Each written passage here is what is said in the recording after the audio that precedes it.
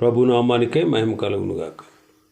కూడొచ్చిన మీ అందరికీ కర్మల ఆత్మీయ సహవాస సంఘ విశ్వాసులందరికీ మన ప్రభువును ఆయన ప్రియ కుమారుడునైన యేసుక్రీస్తు వారి శ్రేష్టమైన నామంలో శుభములు మరియు అందరికీ వందనాలండి.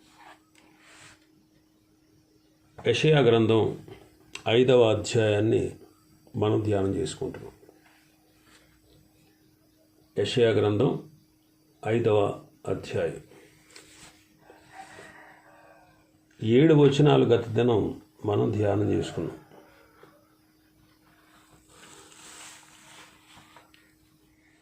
ఎనిమిదవ వచనం నుంచి ఈరోజు మనం ధ్యానం చేసుకుందాం. 8వ వచనం నుంచి 23వ వచనం వరకు 6 రకాల ప్రజలకు శ్రమ అనే విషయాన్ని గురించి రాశారు. 6 రకాల ప్రజలకు శ్రమ. 8వ వచనం నుంచి 10వ వచనం వరకు స్వార్థపరులకు శ్రమ. ఒకసారి చదువుదాం. స్థలము మిగలకుండా మీరు మాత్రమే దేశములో నివసించినట్లు ఇంటికి ఇల్లు కలుపుకొని పొలమునకు పొలము చేర్చుకును మీకు శ్రమ. నేను చెవులారా వినున్నట్లు సైన్యములకు అధిపతి యెహోవా స్పష్టముగా ఈ మాట నాతో సెలవిచ్చాను. నిజముగా గొప్పవి దివ్యమైనవియునైన ఇండ్లు అనేకములు నివాసులు లేక పాడైపోను. 10 ఎకరముల ద్రాక్ష తోట ఒక కుంచెడు రసమిచ్చును. తూమెడు గింజల పంట ఒక పడియగును. ఇక్కడ యోధా వారి పాపాలు ఏంటో, వారి శిక్షలు ఎలాంటివో ఈ 8వ వచనం నుంచి 23వ వచనం వరకు వివరిస్తూ ఉన్నాడు. మరి దేవుడే తన ప్రజలకు శిక్ష విధిస్తున్నాడు. ఎందుకో తెలుసా? వారు నాశనం అవ్వాలని కాదు, వారిని శిక్షించి క్రమంలోనికి తెచ్చిన తర్వాత ప్రేమతో వారిని మళ్ళా సమకూర్చి ఆధిక్యతలతో ఆశీర్వదిస్తాడు అని తెలియడానికే ఈ శ్రమ. చాలామందికి డౌట్ ఉంటుంది. అన్ని జనులకు డౌటే, విశ్వాసులకి డౌటే. ఏంటో డౌట్ అంటే, ఎందుకు మీకు ఇన్ని శ్రమలు, ఎందుకు మీకు ఇన్ని బాధలు? మీ దేవుడు గొప్పవాడు కదా అని చెప్పి చాలామంది ప్రశ్నిస్తూ ఉంటారు. ఎందుకు ఈ శ్రమలు అంటే, కొన్నిసార్లు మన అవివేకం వల్ల మనం తెచ్చుకునేవి. మనమేం పరిపూర్ణులం కాదండి. ప్రతి ఒక్కరూ కొన్ని అవివేకమైన పనుల వల్ల, అవివేకం వల్ల కావాలని కొని తెచ్చుకుంటారు. రెండవది, ప్రభువు మనల్ని కొన్నిసార్లు ఆయనకు విధేయులమవుటకు శిక్షిస్తాడు. ఎక్కడో ఆయనకు లోబడాల్సింది ఉంది కాబట్టి దానికి శిక్షగా కొన్నిసార్లు శిక్షిస్తాడు, కొన్నిసార్లు పరీక్షిస్తాడు.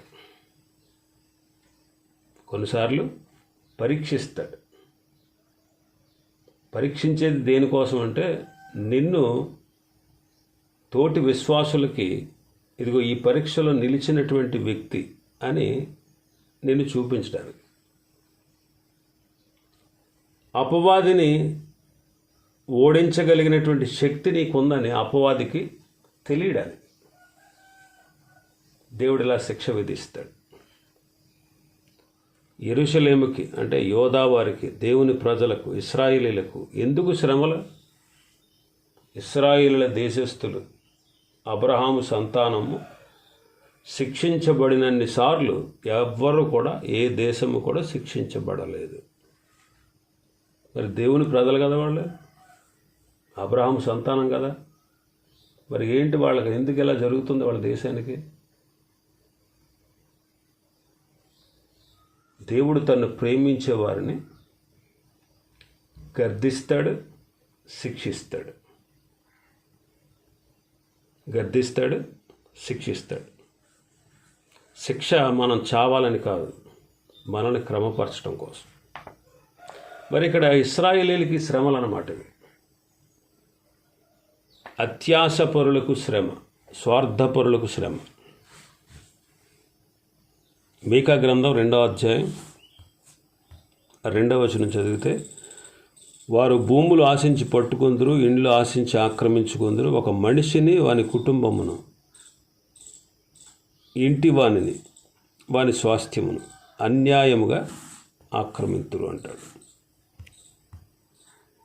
అన్యాయముగా ఆక్రమితులు.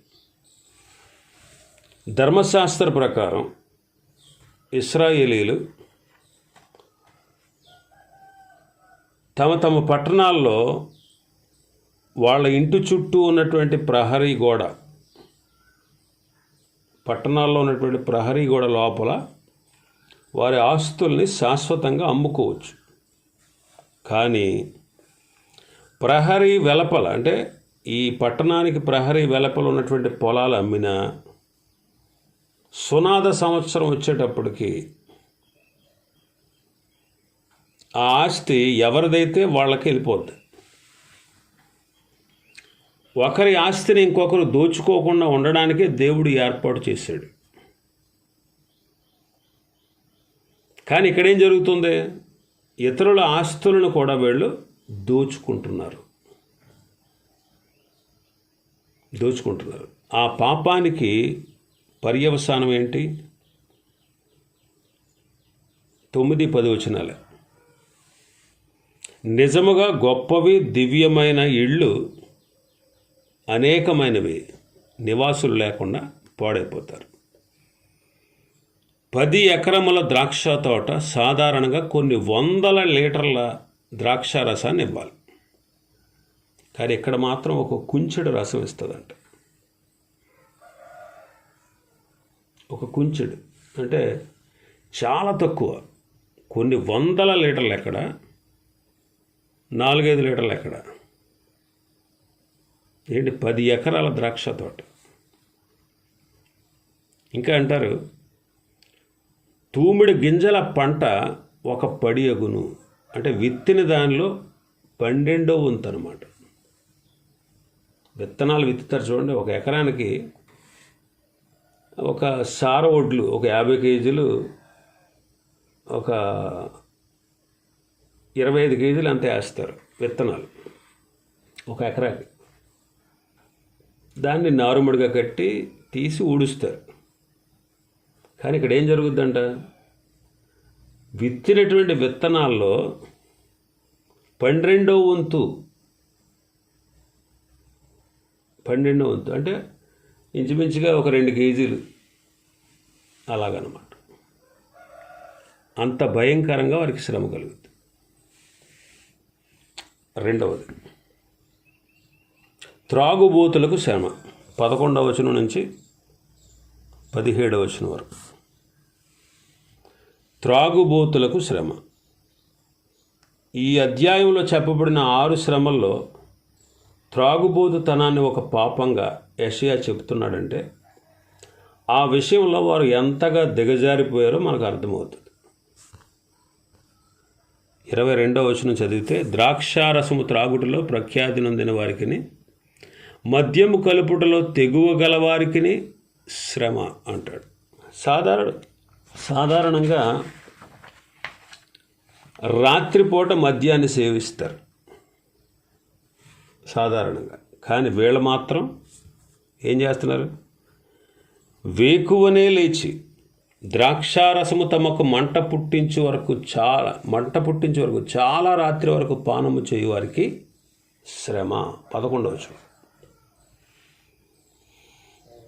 ఉదయాన్నే లేచి రాత్రి పొద్దుపోయేంత వరకు, పడుకునేంత వరకు కూడా ఏం చేస్తున్నారు? వాళ్ళు పాపం చేస్తారు.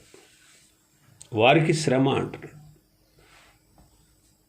అంటే వారి విందుల్లో సితార, స్వరమండల, తంబుర, సన్నాయిలు వాయిస్తూ ద్రాక్షారసం తాగుతారు. 13వ వచనం, కావున నా ప్రజలు 12వ వచనం, వారు సితార, స్వరమండల, తంబూర, సన్నాయిలు వాయించుచు ద్రాక్షారసము త్రాగుచు విందులు చేయిస్తారు, కానీ యెహోవా పని యోచింపరు, ఆయన హస్తకృత్యములను లక్ష్య పెట్టరు. అంటే దేవుని హస్తకృత్యములైన ఇతర మనుష్యుల్ని వారు అసలు పట్టించుకోరు. వారి ఆనందం, వారి జల్సాలే వారికి ముఖ్యము అన్నట్లుగా జీవిస్తూ వారు దేవుని కానీ, దేవుని కార్యాలను కానీ, దేవుని పనిని కానీ, ఇతరులను కానీ పట్టించుకోవట్లేదు. అందుకే 13వ వచనం అంటారు, కావున నా ప్రజలు జ్ఞానము లేకయే చెరపట్టబడిపోవచ్చున్నారు. జ్ఞానము లేకయే. వాళ్ళు దేవుని సేవించాలి, పొరుగు వారిని ప్రేమించాలి. అది దేవుడు వారికి ఇచ్చిన ఆజ్ఞ. ఈ దృక్పథం ఏమీ లేకుండా వెచ్చలవిడిగా జీవించినందుకు వారు చెరపట్టబడపోవచ్చున్నారు. ఈ ప్రవచనం అప్పుడున్న యూదులు బబులోనుకు చెరపోవడానికి, అలాగే క్రీస్తు శకం 70లో కూడా రోమీల చేత చెదరగొట్టబడడానికి, అలాగే ప్రకటన గ్రంథం 11వ అధ్యాయం ప్రకారం క్రీస్తు విరోధి శ్రమల కాలంలో వారు చెదరగొట్టబడడానికి ఈ ప్రవచనం వర్తిస్తుంది. ఈ ప్రవచనం వర్తిస్తుంది. జ్ఞానము లేకయే చెరపట్టబడబోచున్నారు. వారిలో ఘనులైన వారు నిరాహారులుగా ఉన్నారు. సామాన్యులు దప్పి చేత జ్వరపీడితులగుదురు అంటాడు. తినుచు త్రాగుచు విలాసవంతమైన జీవితానికి అలవాటు పడిన వారు బబులోనీయుల ముట్టడి వల్ల ఆహార ధాన్యాలు లేక నీటి కొరతతో వారు ఎన్నో శ్రమల పాలవుతారు. ఇది కూడా బబులోనీయులే కాదు, రోమీయులు, అలాగే క్రీస్తు విరోధి ముట్టడిస్తున్నటువంటి సమయాలకు అన్వయిస్తుంది అన్నమాట. 14వ వచనం చూస్తే పాతాళంలో పడిపోతారు వాళ్ళు, అంటే చనిపోతారన్నమాట.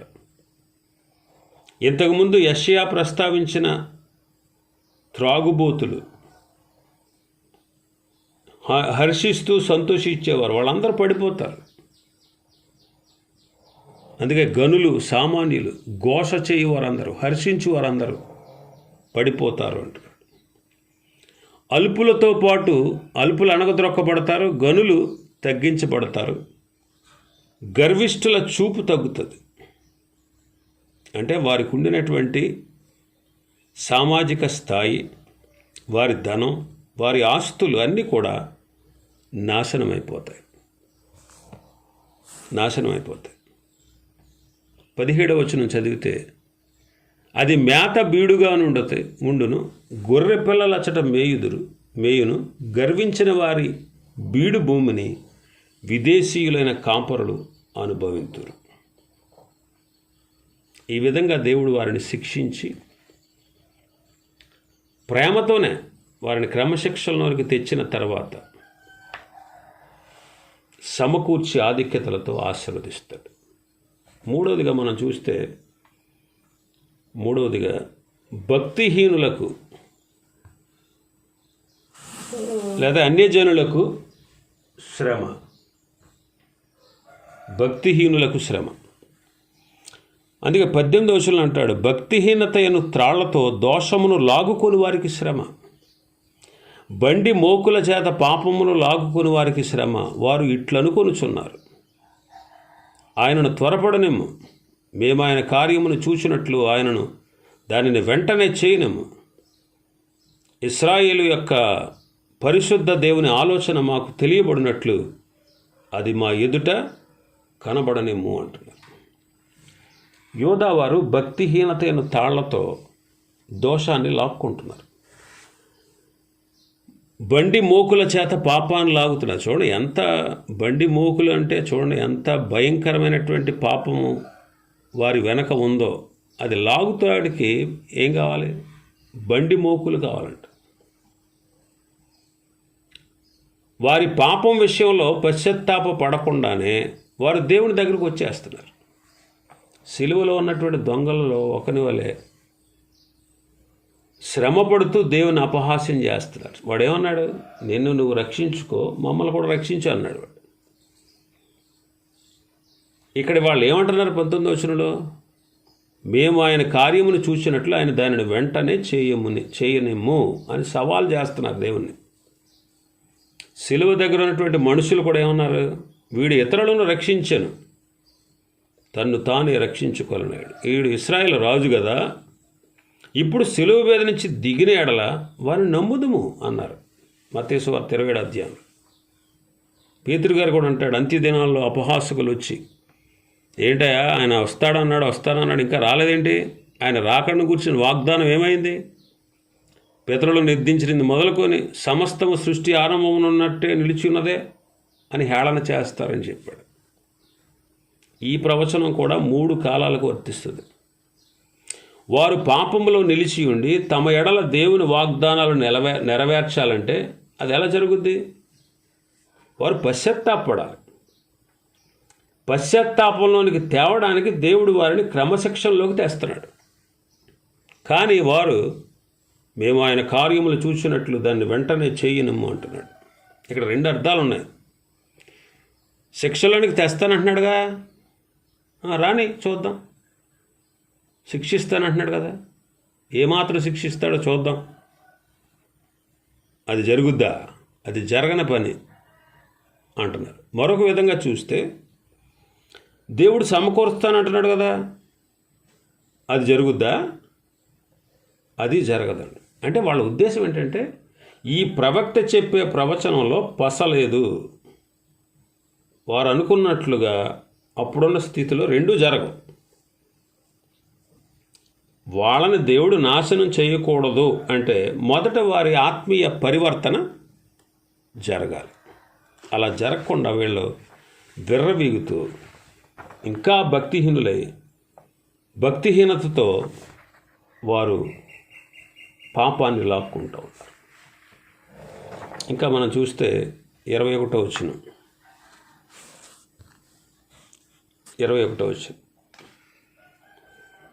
తమ దృష్టికి తాము జ్ఞానులమనియు తమ ఎన్నికలో తాము బుద్ధులమంతులమనియు తలంచుకొని వారికి శ్రమ అంటారు.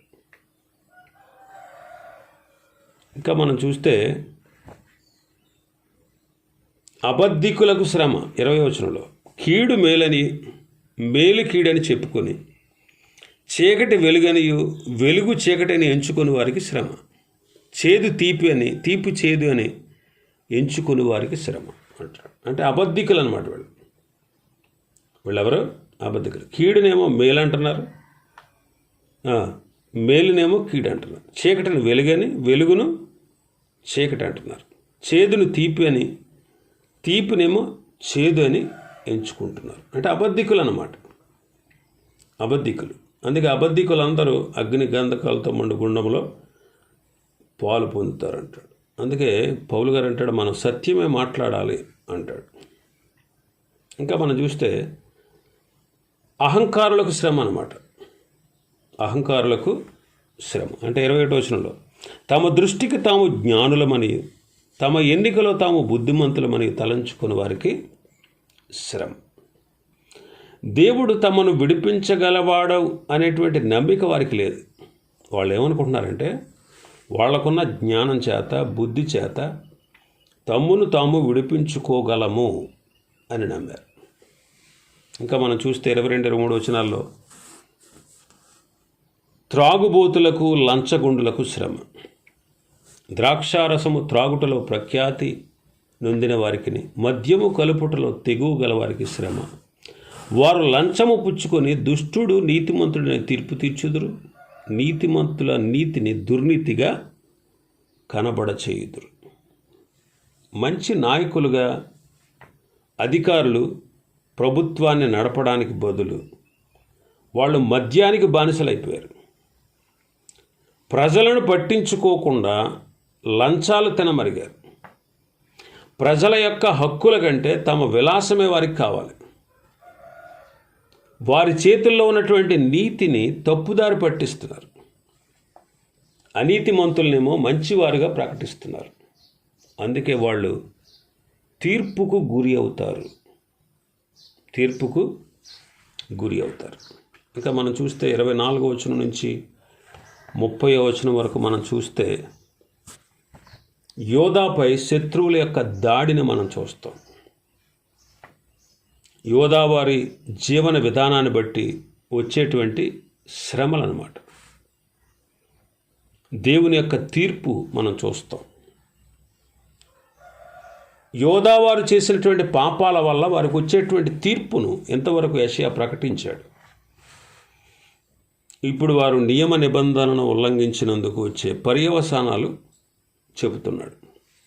24-25 వచనాలు మనం చూస్తే, సైన్యములకు అధిపతి యెహోవా యొక్క ధర్మశాస్త్రమును నిర్లక్ష్యపెట్టుదురు, ఇశ్రాయేలు యొక్క పరిశుద్ధ దేవుని వాక్కును తృణీకరించుదురు. కాబట్టి అగ్ని జ్వాల కొయ్యకాలను కాల్చివేయనట్లు, ఎండిన గడ్డి మంటలో భస్మమగునట్లు వారి వేరు కుళ్ళిపోవును, వారి పువ్వు ధూళి వలె పైకి ఎగిరిపోవు. దీనికి కారణం ఏంటంటే వారు ఉద్దేశపూర్వకంగా దేవుని వాక్యాన్ని ధిక్కరించారు.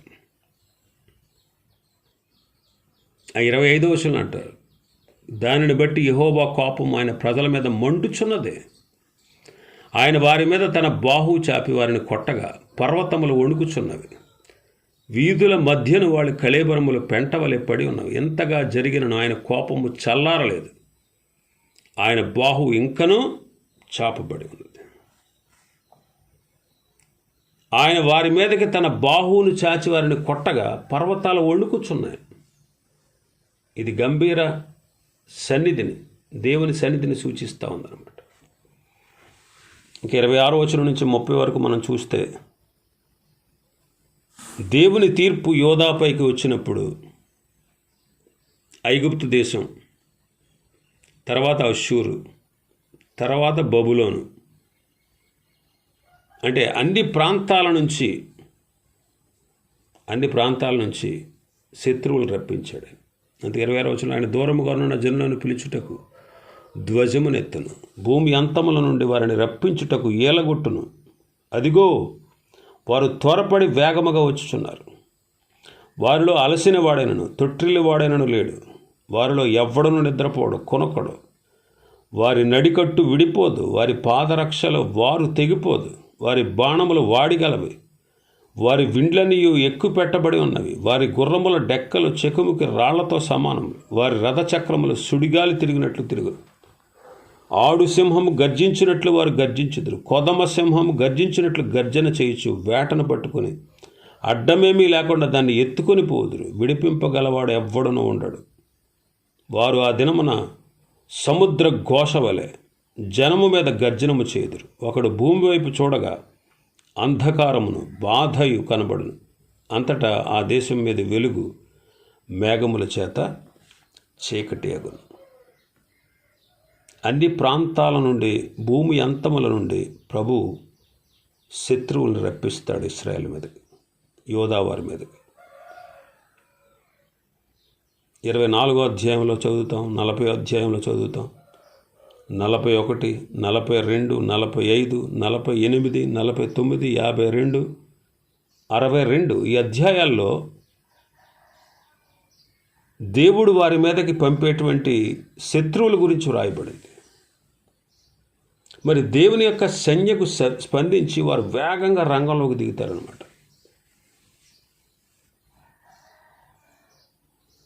వాళ్ళు ఎలా ఉంటారో, ఎలాగ వస్తారో, ఎలాగ వాళ్ళు ఆ దేశాన్ని పాడు చేస్తారో ప్రభు చెప్తున్నాడు. సూర్యుని వెలుగు కప్పే మేఘం వలె అంధకారాన్ని వాళ్ళు తీసుకొస్తారట. చూడండి, సూర్యుడు బాగా ప్రకాశిస్తున్నప్పుడు మేఘం అడ్డుగా వస్తే ఆ ప్రకాశం తగ్గుతుంది. కొన్నిసార్లు మబ్బు వల్ల చీకటి కమ్మినట్టు కూడా అనిపిస్తుంది. సూర్యుని వెలుగు కూడా మరుగైపోద్ది. అలాగ వాళ్ళు అంధకారాన్ని తీసుకొస్తారు. ఆ యూదులను సర్వనాశనం చేస్తారు. వాళ్ళ యొక్క స్థితి, వాళ్ళకు కలిగేటువంటి శిక్ష ఖచ్చితంగా భక్తుడు తెలియపరుస్తున్నాడు. ఆ తర్వాత మనం చూస్తాం, వారి శిక్ష కోసం దేవుడు శత్రువుని పిలుస్తున్నాడు. క్రీస్తు పూర్వం 722లోను 701లో ఇశ్రాయేలు యోధాపై అష్షూరు వాళ్ళు దాడి చేశారు. క్రీస్తు పూర్వం 605 మొదలుకొని యోధాపై 1 కంటే ఎక్కువ సార్లు బబులోను వాళ్ళు దండెత్తారు. ఆ విషయాన్ని రాజుల 2వ గ్రంథం 17వ అధ్యాయంలో, 24వ అధ్యాయంలో, ఇర్మియా గ్రంథం 52వ అధ్యాయంలో మనం ఈ విషయాలన్నీ చూడవచ్చు. ఇవి ఈ అధ్యాయంలో ఉన్నటువంటి విషయాలు. ప్రభు చిత్తమైతే రేపు దినం మరొక అధ్యాయాన్ని ప్రారంభించుకుందాం. దేవుడి వర్తమాన వాక్యాన్ని మన వెనుకడిలో ఆశీర్వదించునుగాక. ఆమేన్.